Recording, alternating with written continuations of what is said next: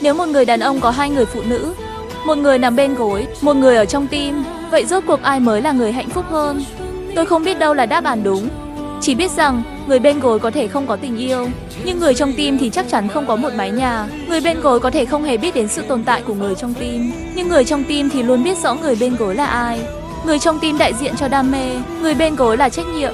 Người bên gối là lựa chọn sau khi cân nhắc được mất. Người trong tim là tiếc nuối sau khi đã cân nhắc được mất. Dù là mối quan hệ thân thiết đến đâu, cũng không thể sánh bằng một cuộc hôn nhân tồi tệ. Dù anh ta nói yêu bạn nhiều đến thế nào, cũng đừng tin trọn vẹn, vì thứ anh ta cho bạn chỉ là lời hứa không bằng chứng. Những điều tốt đẹp nhất, anh ta vẫn dành cho vợ và con. Còn thứ anh ta có thể cho bạn, chỉ là tổn thương và đau lòng, là sự chờ đợi mòn mỏi, không biết đến bao giờ mới có hồi kết. Phụ nữ, tuyệt đối đừng yêu chồng của người khác. Dù anh ta có ưu tú đến đâu, dù đối xử với bạn có tốt thế nào, bạn cũng đừng chạm vào, vì anh ta sẽ không bao giờ thật lòng yêu bạn. Càng không vì